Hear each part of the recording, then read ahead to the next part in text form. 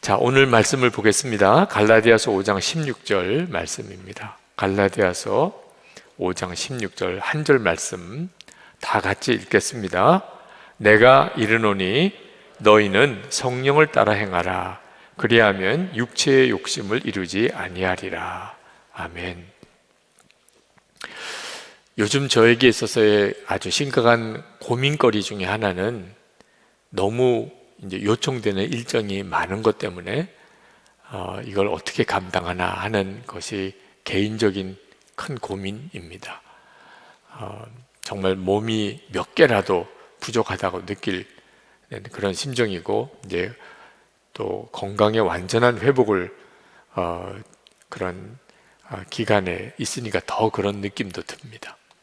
근데 오늘 기도하는데 하나님께서 그런 마음을 턱 주세요. 성령의 능력으로 하는 것이 내가 지금 가지고 있는 진정한 문제라는 거예요.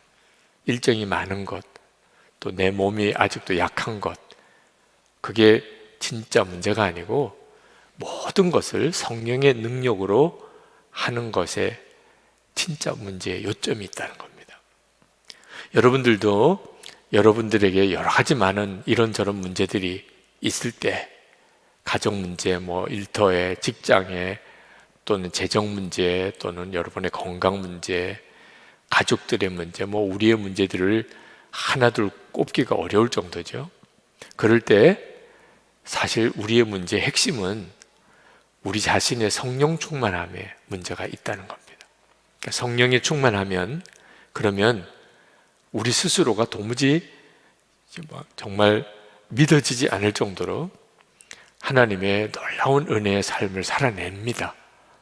일이 많아서 우리가 무너지는 것이 아니고 성령으로 충만하지 않은 상태에 있기 때문에 이것도 저것도 다 문제가 되는 것. 성령에 충만하면 도대체 어떤 상태가 되기에 그렇게 성령의 충만함을 구하라고 하시나? 성령에 충만한 사람은 성경에 있는 모든 말씀이 그냥 믿어지는 거예요. 이건 정말 놀라운 능력입니다. 하나님의 말씀을 읽고 들을 때 말씀이 그냥 딱 믿어져요. 믿어야 되겠다. 어떻든지 이 말씀을 내가 믿고 살아야지가 아니고 믿어지는 거예요. 꿀송이보다 더 달다고들 흔히 표현하죠. 말씀 자체가 막 살아있는 것 같이 느껴져요. 그러니까 성령에 충만한 사람이 가지는 특징입니다. 성령에 충만한 사람은 사랑해야지가 아니고 그냥 사랑이 돼요. 모든 일이 감사하게 느껴지고, 심지어 아주 어려운 형편인데도 본인이 그걸 감사하게 느껴지니까. 예수님 그분이 기쁨의 근원이시라, 무슨 좋은 일이 생겨서 기쁜 게 아니고 주님과 함께 하는 것 자체가 그냥 기뻐요. 아주 성품이 부드러워지고 겸손해지고, 그리고 어떤 시련과 연단이 있을 때 그걸 끝까지 참아내는 인내심이 정말 놀라울 정도예요. 언제까지입니까, 주님? 이거 내가 언제까지 기다려야 됩니까? 언제까지 사람을 참아야 됩니까? 이런 말이 없어져요.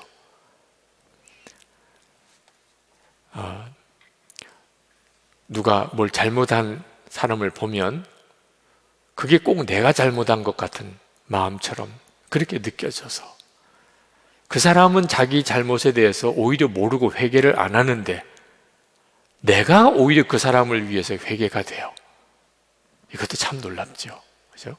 누가 나에게 정말 죽이겠다고 나를 미워하고 그렇게 원수처럼 대해도 오히려 그 사람을 위해서 축복하고 또 그 사람을 위해서 기도하게 돼요. 성령에 충만해지면 그렇게 돼요. 이건 그냥 사람의 힘으로, 노력으로, 성품으로 되는 문제가 아닙니다.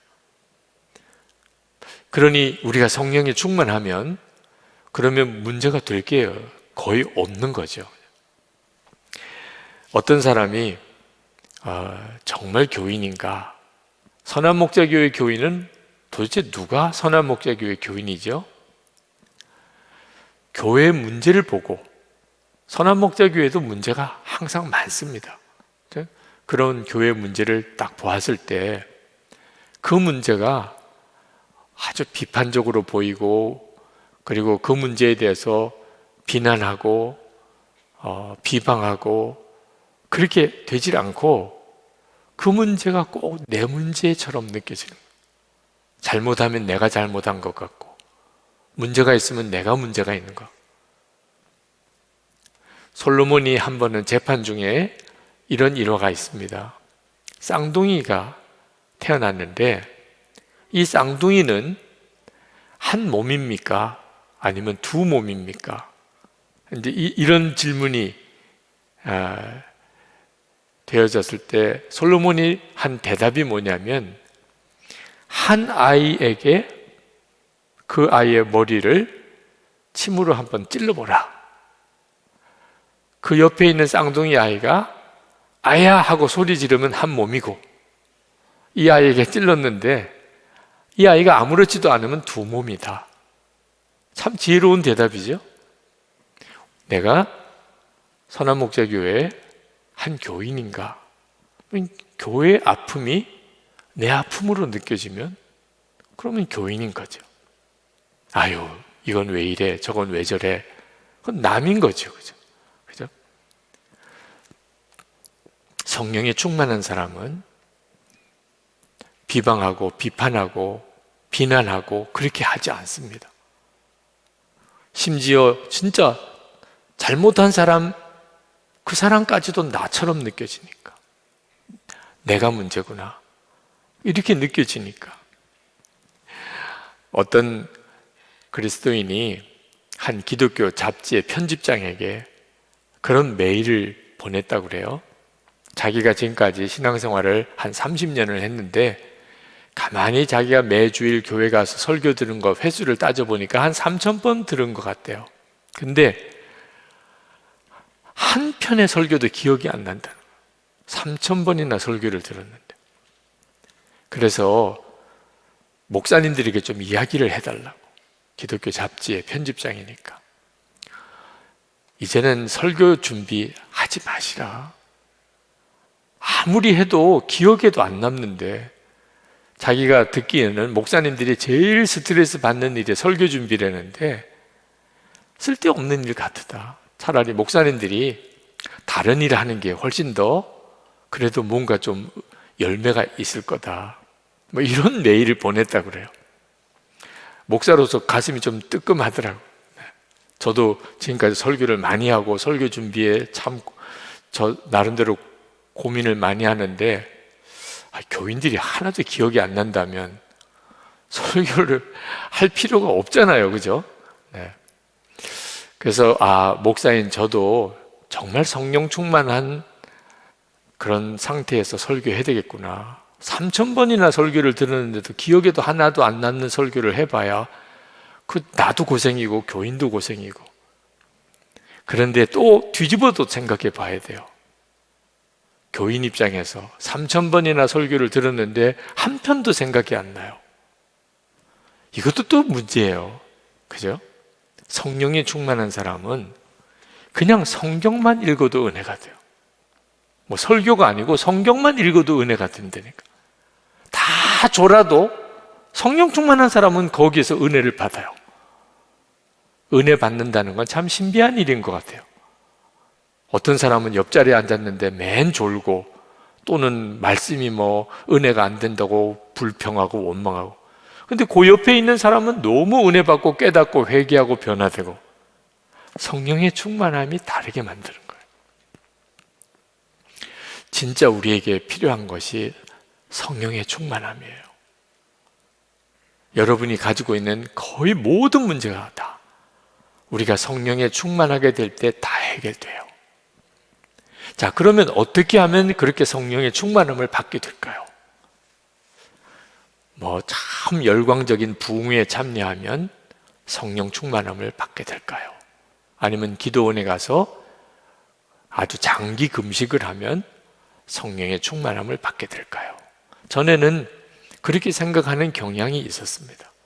그래서 성령 충만함 받기 위해서 부흥회도 참석하고 기도원에도 가고 했고, 그게 아주 나쁜 방법이라고는 할 수 없죠.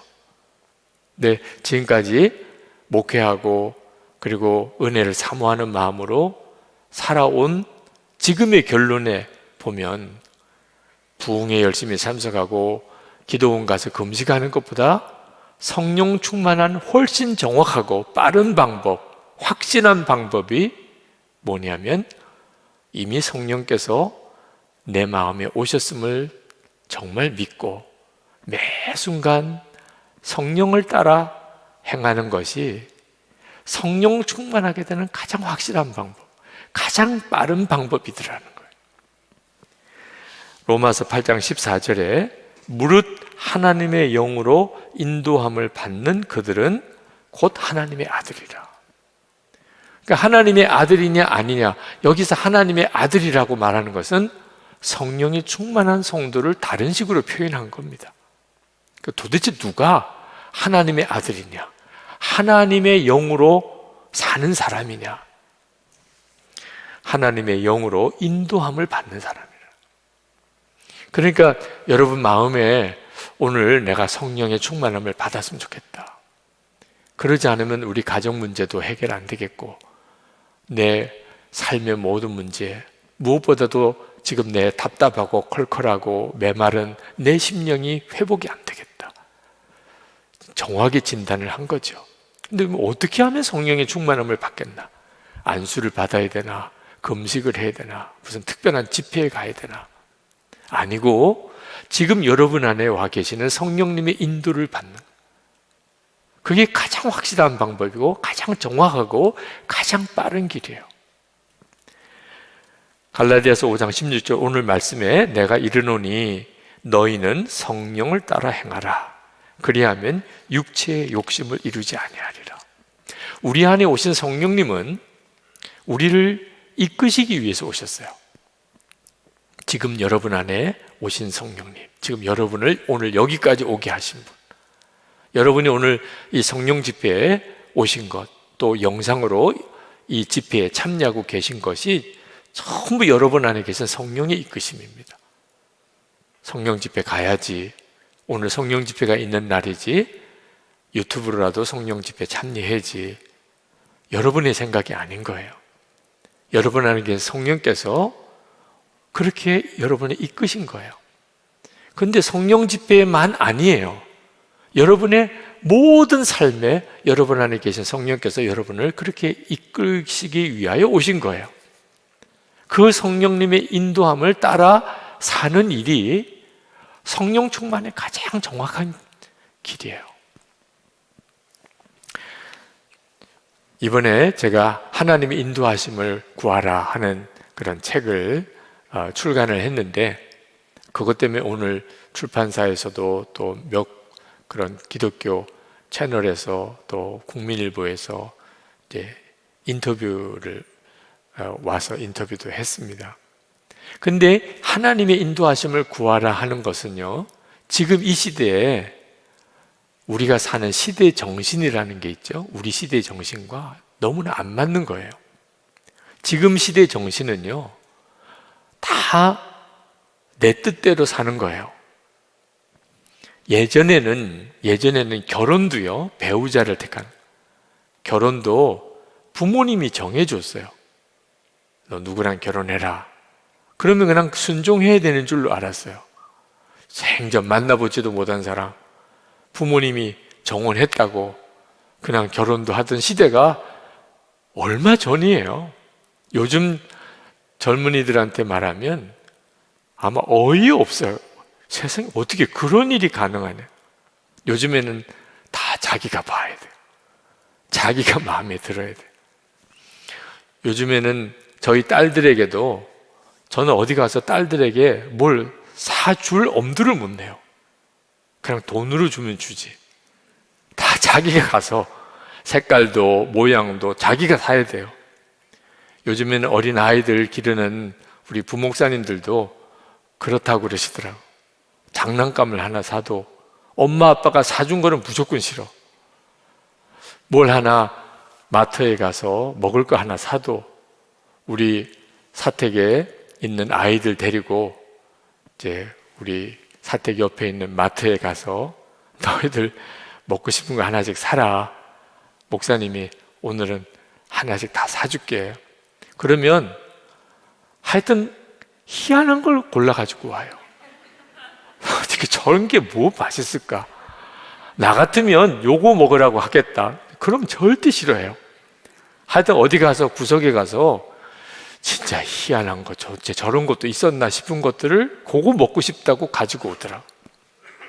다 자기가 결정해야, 자기가 원하는 것을 해야, 그래야 좋을 줄로 생각하는 게 지금 시대예요.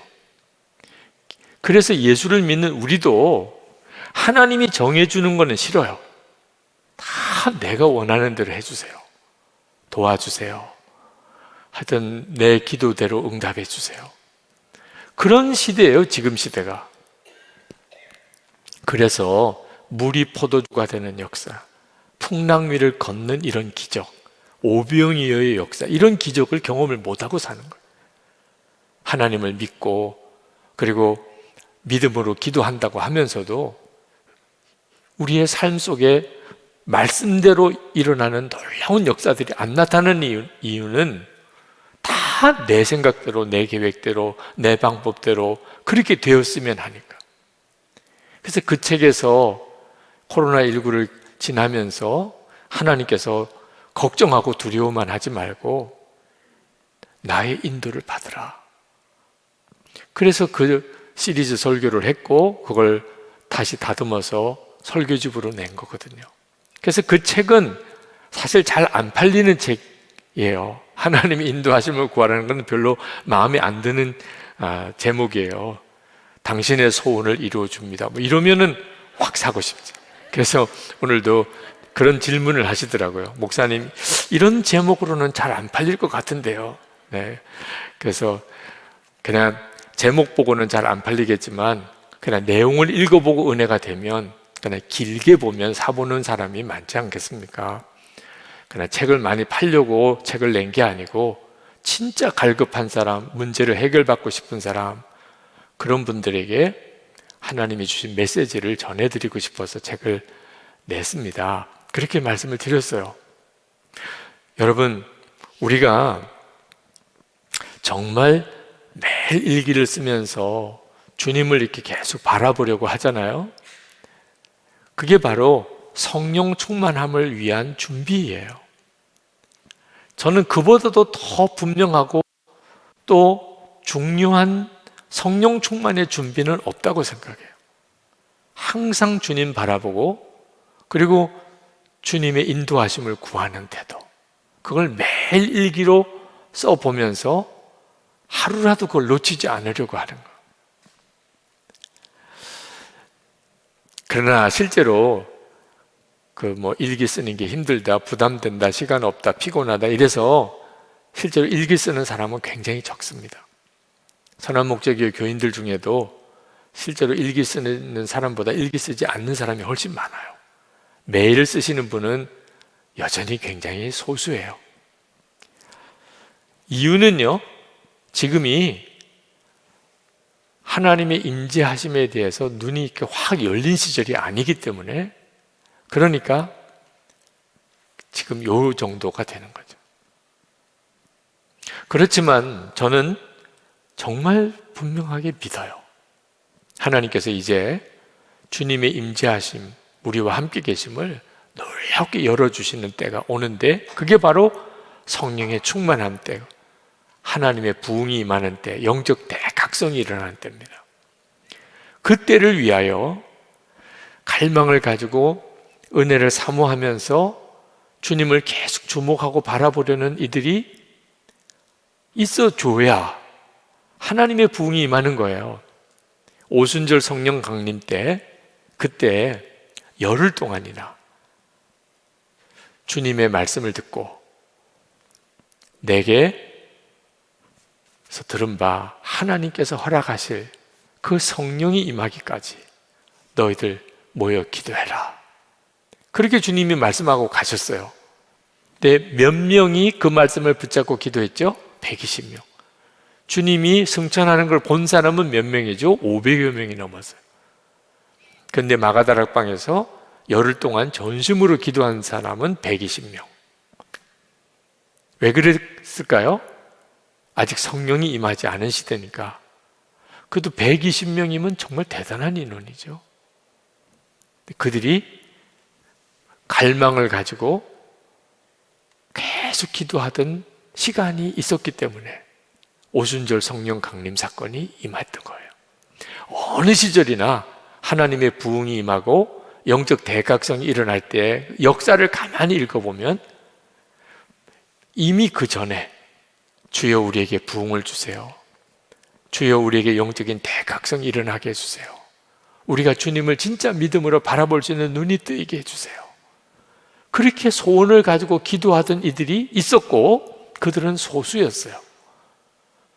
그런 사람들이 많으면 벌써 부흥이 임했게요. 그래서 주님을 사모하는 갈망이 있는 것 자체가 굉장히 강력한 성령의 역사입니다. 여러분 중에 지금 매일 일기를 쓰면서 주님을 바라보려고 하는 사람이 있으시면 여러분 안에 강력한 성령의 역사가 여러분 개개인에게는 임하여 있음을 믿으셔야 돼요. 그런 이들이 있어야 이제 하나님의 때에 강력한 성령이 부으시는 역사를 우리가 경험하게 되고, 많은 분들은 이제 그제서야 알게 돼요. 그제서야 하나님은 진짜 살아계시구나, 우리와 함께 계시구나.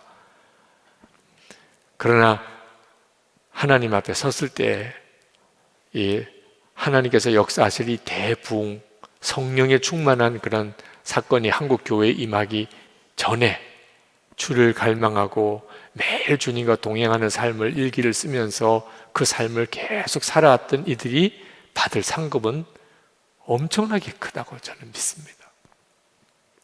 이 목사님 일기 써봐야 그게 그거더라고요. 별로 달라진 것도 없어 보이고. 실제로 어떤 분이 저에게 이 음란물을 보는, 음란 동영상을 보는 그런 습관적인 죄를 이제 이기고 싶어서 그래서 매일 일기를 쓰신 분이 계셔요. 근데 처음에는 이겨진 것 같았대. 어느 날 다시 음란 영상을 보고 마음이 확 무너진 분이 저에게 참 안타까운 질문을 하시더라고요. 예수 동행 일기를 쓰면 죄를 짓지 않게 되는 건가요? 자기는 그날 다시 무너졌어요. 이분이 이 동행 일기를 쓰겠다고 결심한 동기는 주님을 바라보는 눈이, 이 동행 일기를 쓰면 눈이 뜨이게 된다. 그러면 주님을 바라보는 눈이 뜨이면 그렇게 끊지 못하는 음란 영상을 보는 거 이제 끊을 수 있지 않겠냐. 그 마음 가지고 일기를 쓰기 시작한 거예요. 처음에 얼마 동안에는 정말 이거 정말 놀랍다. 본인이 그렇게 느낄 정도로 자기가 그 죄를 이긴 것 같은데 이게 조금 시간이 지나니까 다시 그냥 음란 영상에 자기가 접속해서 어처구니 없이 다시 무너진 거예요. 여러분, 매일 이렇게 동행일기를 쓰셔도 또 옛날 죄를 또 반복해서 짓게 되는 일이 실제로 일어납니다. 일기를 쓴다고 무조건 이제 더 이상 죄를 안 짓게 되는 일이 아니에요. 왜 그러냐면 주님을 바라보는 눈이 온전히 뜨이지 못한 상태에 다 사람들이 그 단계를 지나갑니다. 일기는 꾸준히 쓰기는 하는데 아직도 주님이 나와 함께 계시는 것에 대해서 확실하게 믿어주고 그 눈이 뜨이지는 않은 상태에 있으면 주님은 실제로 보이지 않고 음란한 영상은 실제로 눈에 보이고 그거 어떻게 이길 수 있겠어요? 그래서 또 넘어지는 일이 생기는 거죠. 그러면 동행일기 써봐야 소용이 없는 건가? 그렇지는 않습니다. 동행일기를, 주님과 동행하는 일기를 이렇게 써보았기 때문에 음란 영상 또는 이런 반복되는 습관적인 죄에 무너졌을 때 느끼는 비참함이 훨씬 커요. 그 말은 무슨 뜻인가? 그만큼 영적으로 열려 있는 거라. 예전에 그저 반복적으로 죄 짓고 음란하게 살고 그렇게 살던 그때 또 마음에 가책이 있었죠. 스스로가 좀 너무 비참하게 느껴지고. 그런데 그때 느끼던 느낌하고 매일 일기를 쓸 때 느끼는 느낌하고는 완전히 달라요. 이렇게 자기가 또 습관적인 죄, 옛날의 죄, 은밀한 죄에 딱 넘어졌을 때 그 느끼는 비참함은 설명이 안 될 정도예요. 그러니까 저에게까지 그런 질문을 하는 거예요. 동행일기를 쓰면 진짜 죄를 이길 수 있습니까? 왜? 그런 갈망이 너무 크니까. 그러니까 아직까지 온전히 주님을 바라보는 눈은 열리지 않았지만 주님을 보는 눈이 예전과 비교가 안 될 정도로 열려 있는 거예요. 그러니까 죄를 짓는 것으로 인한 고통이 달라요. 예전에 죄를 지을 때와 동행일기를 쓰면서 죄에 또 넘어졌을 때 느끼는 느낌이 확 달라요. 여러분, 이걸 절대로 작게 생각하면 안 돼요. 더 중요한 것은 그 죄에서 다시 일어나게 하시는 역사가 있다는 거예요. 예전에는 이렇게 사는 건가 봐. 나는 어쩔 수 없나 봐. 완전히 죄 짓는 것을 그냥 어쩔 수 없이 받아들이는 분위기. 그런데 예수 동행일기를 계속 꾸준히 쓰면 이게 무너지고 나면 일기도 안 쓰고 싶어요. 더 이상 쓸 어떤 면목도 없고, 그 나눔 방에 있는 사람들에게 뭘 어떻게 내가 일기에서 그걸 다 드러낼 거예요. 너무 비참한 마음도 들고. 그날은 진짜 일기도 안 쓰고 그냥 그날 하루를 보내게도 되죠. 그런데 반드시 우리 안에 계시는 성령께서 다시 일어나게 하세요. 성령께서 야, 너한테 실망했다. 넌 안 되나 보다. 넌 동해 일기를 써도 안 되는 족속이다. 그러나 너는 아주 그냥 죄에 뭉개고 살아라. 여러분 진짜 기도해 보세요. 주님이 그렇게 말씀하시나. 주님은 반드시 내가 너를 여전히 사랑한다. 너 다시 시작해라. 너가 진심으로 정말 애통하고 자백하면 내가 너의 죄를 다 씻고 모든 허물에서 너를 깨끗게 한다. 다시 시작해. 주님이 반드시 그렇게 하신다는 거예요. 그러니까 여러분, 성령을 따라 살려면 여기까지도 순종해 가야 되는 거예요. 내가 또 이런 죄에 넘어졌대. 나는 안 되나 봐. 그것도 한 선택이에요. 난 안 되나 봐. 이제 일기 써봐도 소용없나 봐. 주님은 다시 시작해. 내가 여전히 널 붙잡고 있어. 어디를 따라갈 거예요? 그게 중요한 거예요.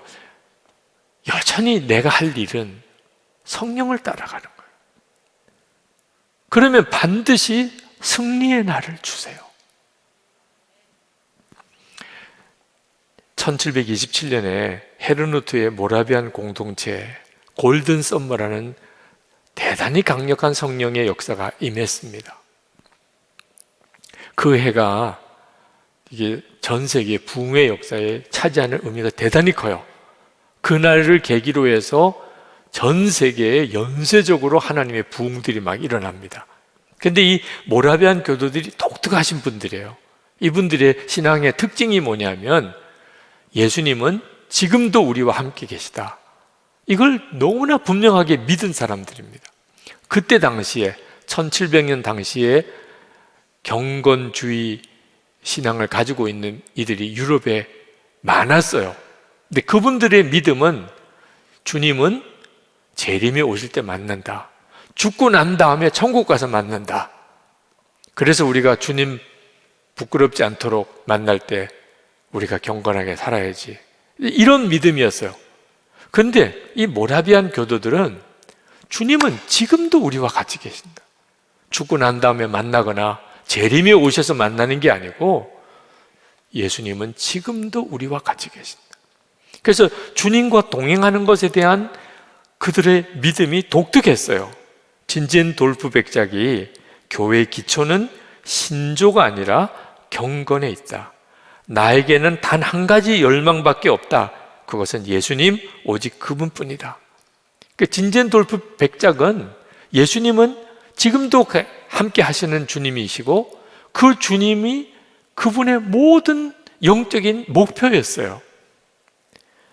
그래서 이 모라비안 성도들은 주님과 함께 인격적인 교제를 생명처럼 여기고 그리고 그 믿음을 지키는 삶을 공동체에서 살았어요. 말씀도 연구하고 그리고 말씀도 묵상했지만 말씀대로 살기 위하여 계속 그들은 자기 자신을 점검하고 그리고 훈련했어요. 그런데 그렇게 주님을 바라보고 주님을 믿고 그리고 주님 중심으로 그렇게 살아보려고 애를 썼는데도 공동체 안에 분열이 일어나기 시작했어요. 갈등이 생겼어요. 주님 바라보고 주님을 믿고 살았는데도 공동체가 깨질 위기가 생긴 거예요. 그게 1727년이에요. 근데 그런 위기가 왔으면 실패한 거잖아요. 그죠? 아무리 주님을 믿고 주님을 바라보고 주님 중심으로 공동체 생활을 하려고 해도 싸우고 갈라지면 이제 뭐 끝난 거죠.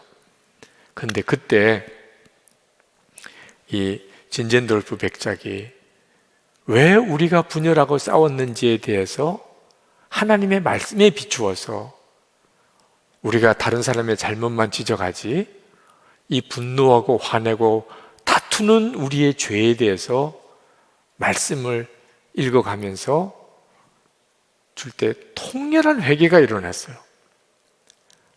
자, 여기서 성령의 이끄심을 받았던 거예요. 실패를 했다고 끝난 게 아니에요. 그때 모라비안 교도들 안에 우리가 서로 미워하고 싸우는 것에 대한 회개가 일어나기 시작했어요.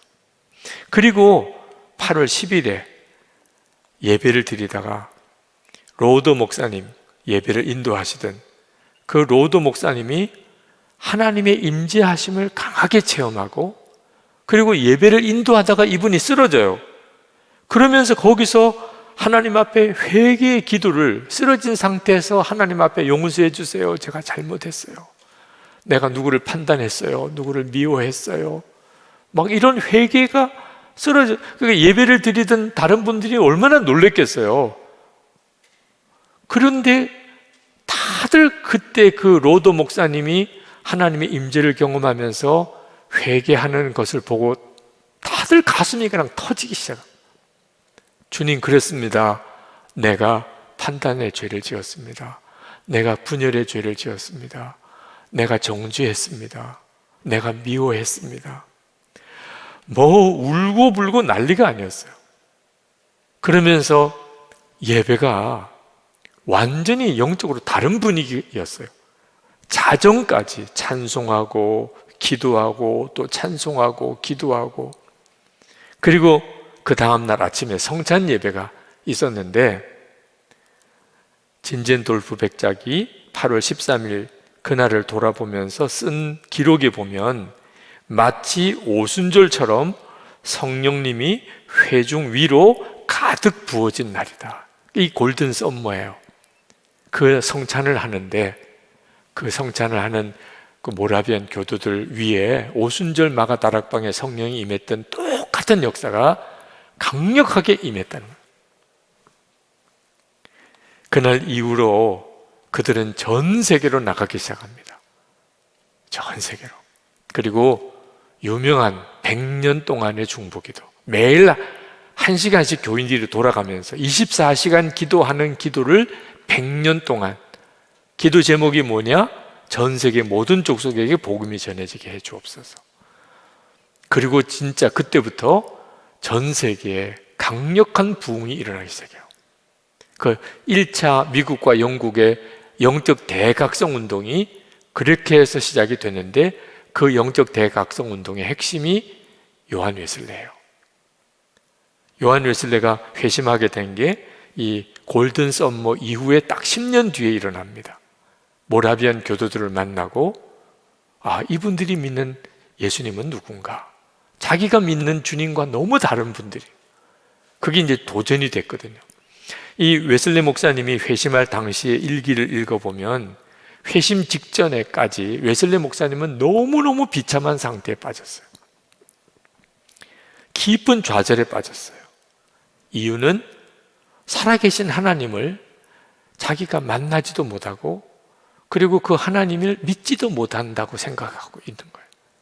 어려서부터 목사의 아들로 자랐기 때문에 하나님을 안 믿는 건 아니에요. 어떻든지 성경 말씀대로 살아보려고 무던히 노력도 했어요. 그런데 문제는 자기 안에 하나님이 살아 역사하신다는 증거도 확신도 없는 거예요. 그래서 나는 설교할 힘도 없다. 왜? 내가 믿지 못하기 때문이다. 일기에 그렇게 썼어요. 내가 믿지 못하는데 내가 어떻게 설교하냐. 이게 목사로서 얼마나 비참해요.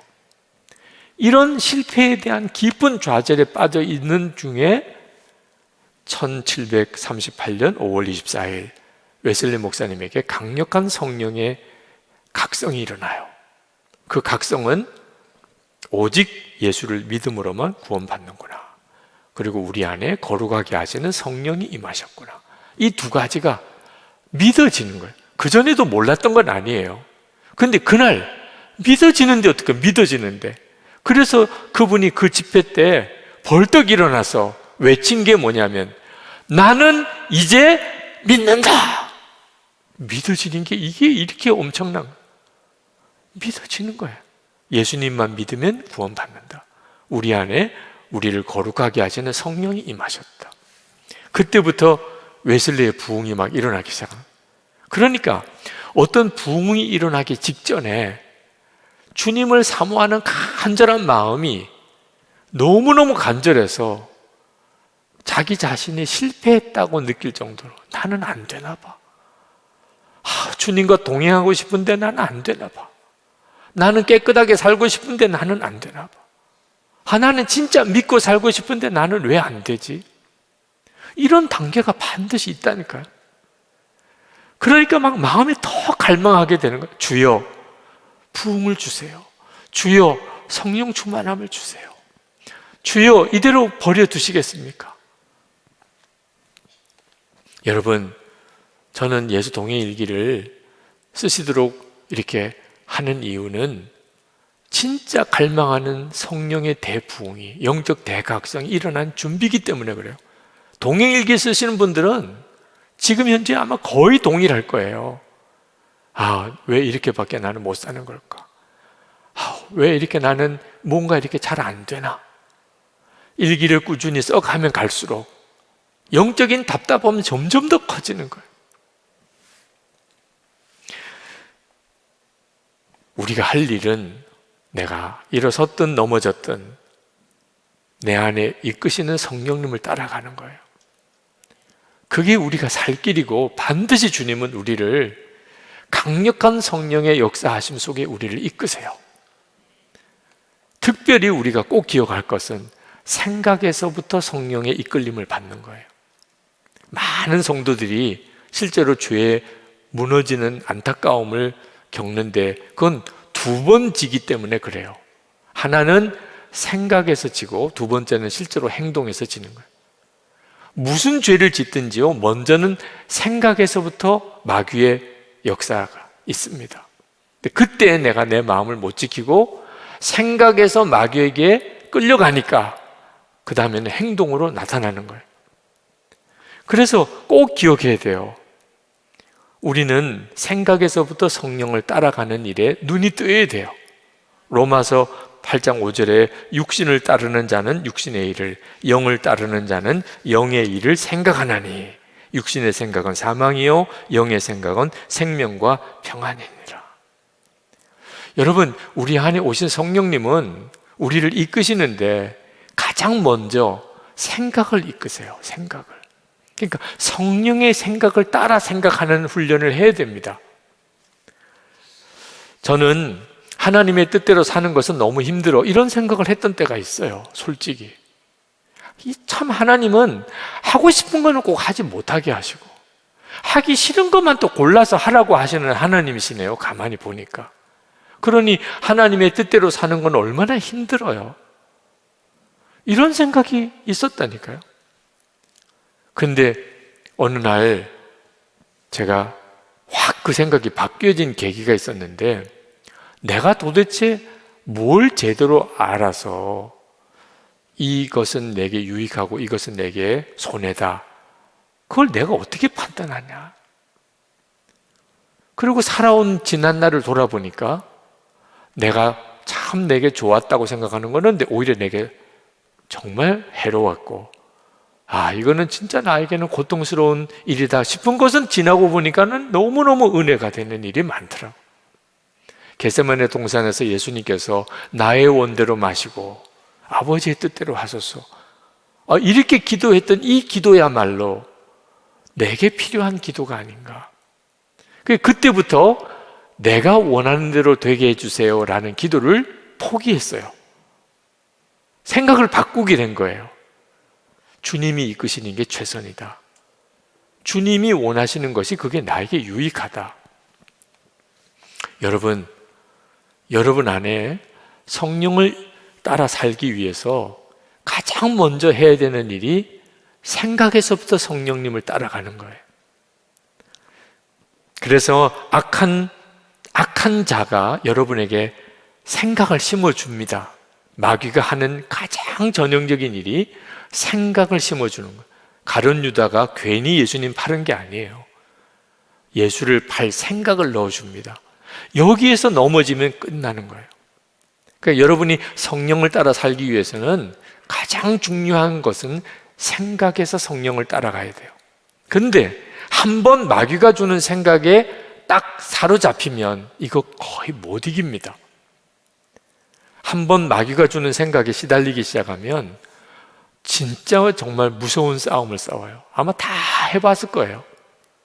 그래서 마귀가 생각을 주기 전에 항상 주의 말씀으로 내 마음과 생각을 지키는 일이 필요해요. 아침에 성경을 읽는 일이 그래서 중요한 거예요. 말씀을 묵상하고 말씀을 암송하고 늘 은혜 받는 말씀을 듣는 일이 대단히 지혜로운 거예요. 하나님의 말씀으로 내 마음과 생각을 지키는 일. 그러면 마귀가 우리를 건드리지도 못한다는 거예요. 넉넉고 그냥 생각을 그냥 열어놓으면 안 된다는 거예요. 마귀가 이런 저런 것을 통해서 내 마음과 생각을 공격하지 못하도록. 무디 목사님은 아니죠. 무디가 이런 이야기를 했었어요.